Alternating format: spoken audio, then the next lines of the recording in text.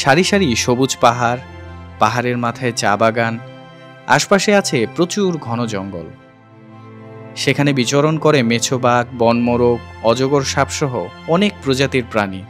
কপাল ভালো থাকলে দেখা দিতে পারে বন্য হাতির দল। এসব দেখে এক কথায় সিলেটের কথাই মাথায় আসে, তাই না?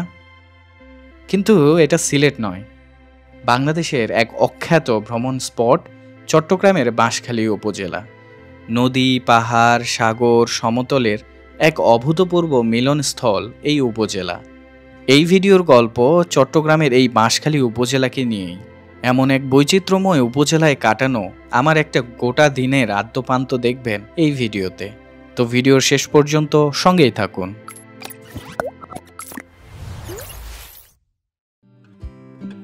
যাত্রা শুরু হলো চট্টগ্রাম শহরের নতুন ব্রিজ বা কর্ণফুলী সেতু থেকে। এখানে একটা সিএনজি নিয়ে রওনা হলাম বাঁশখালীর পথে। চট্টগ্রাম শহর থেকে এই উপজেলায় পৌঁছাতে সময় লাগে প্রায় 1.5 ঘন্টার মতো।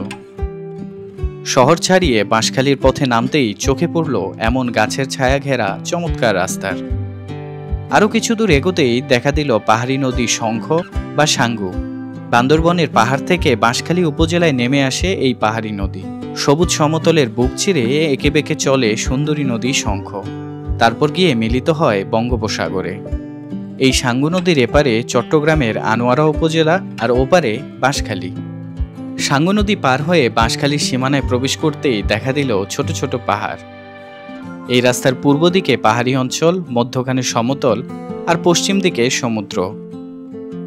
এমন ভূপ্রকৃতির সৌন্দর্য উপভোগ করতে করতে ছুটে চলেছি বাঁশখালীর দিকে। প্রায় 40 মিনিট চলার পর এসে গেল আমার প্রথম গন্তব্য, বাঁশখালীর বাণীগ্রাম সাধনপুর উচ্চ বিদ্যালয়। পাহাড়ের উপর নির্মিত ভীষণ সুন্দর একটা স্কুল। একটা সিঁড়ি বেয়ে উঠতে হয় এই স্কুলে। পেছনের দিকেও আরেকটা সিঁড়ি আছে, এটা দিয়ে নিচে সমতলে নামা যায়। হরেক রকম গাছগাছালি আর পুরনো স্কুল ভবনগুলো দেখে হঠাৎ মনে হয় যেন 60-এর দশকে এসে পড়েছি। এখানে যখন এসে পৌঁছাই তখন চলছিল টিফিন ব্রেক। পুরো স্কুল জুড়ে শিক্ষার্থীদের ইতিউতি ছোটাছুটি আর উচ্ছল বিচরণ। ওদের দেখে আমিও যেন কিছুক্ষণের জন্য ফিরে গেলাম আমার কৈশোরে। স্মৃতিতে ভেসে উঠল আমার সেই ফেলে আসা হাই স্কুলের দিনগুলো। স্কুল ছুটি হলে ওরা এরকম দল বেঁধে বাড়ি ফিরছিল। এই দৃশ্য দেখে মনে হচ্ছিল সন্ধ্যা নামার পর এক ঝাঁক পাখি ঘরে ফিরছে।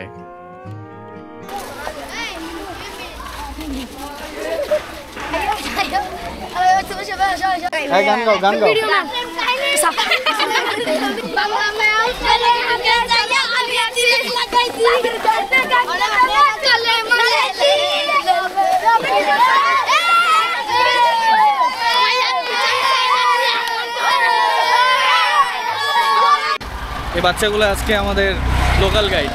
এখানে আমাদের কোথায় খাবার, হোটেল, কোথায় কি, এগুলো সব ওরা বলে দিচ্ছে, তাই না? জি।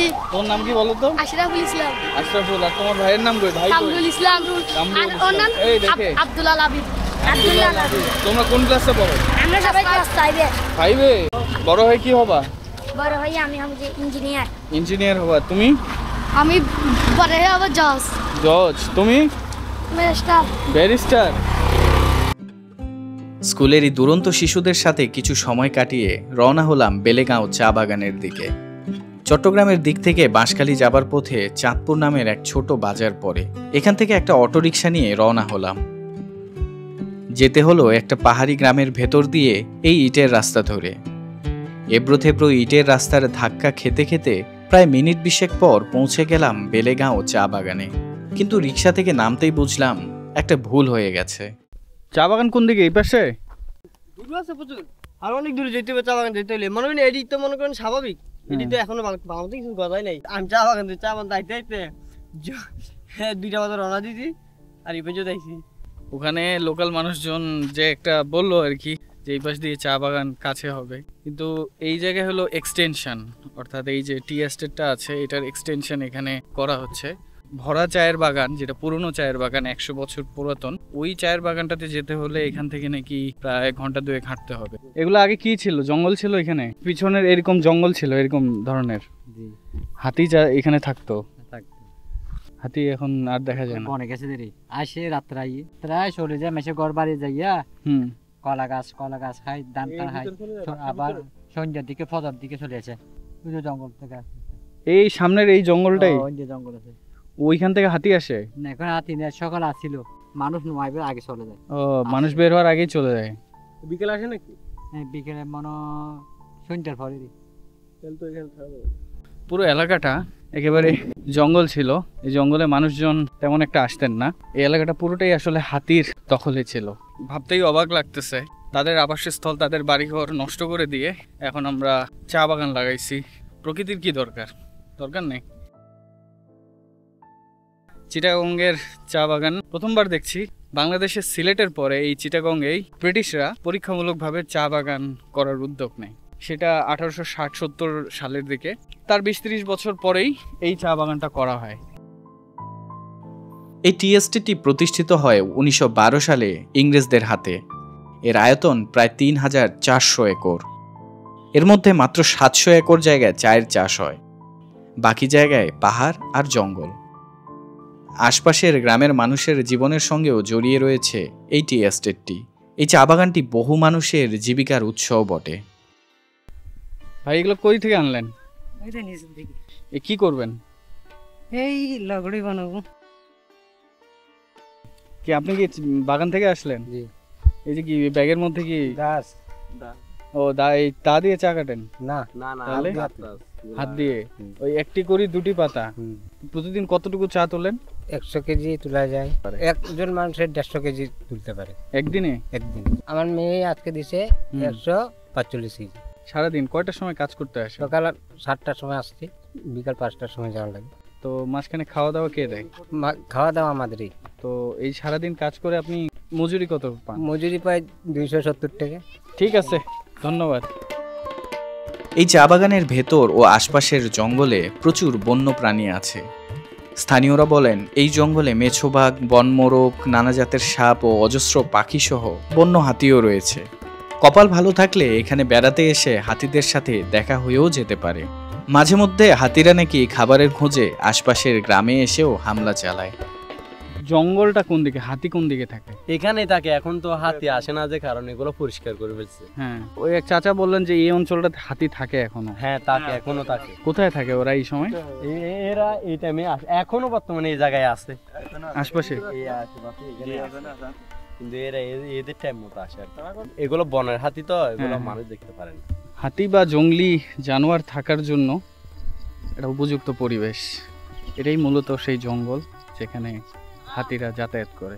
এখন কি আছে ওরা? লড়লে মনে করবেন যেখানে আছে, লড়লে এরা ছাড়া আর কেউ লড়বে না। এখানে রাতে তো এখানে হাতি যখন আসে, এরা সবাই কি করে, আগুন নিয়ে বাসি নিয়ে বের হয়ে যায়, দূরাই ওই হাতি তারায়। হ্যাঁ হাতি তারাই আগুন দেখলে আসে না সামনে। আর বাসির আবার শুনলে মনে করে যে এরা বেশি থাকে মানুষ।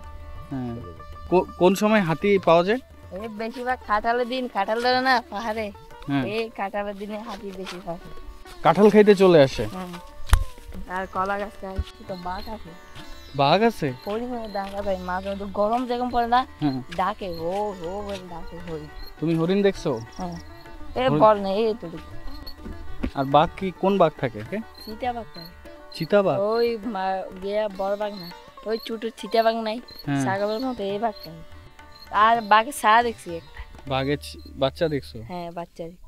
জায়গাটাতে এত সুন্দর আর শান্তি, চারপাশে কত যে পাখি ডাকতেছে, ঝিঝি পোকা ডাকতেছে।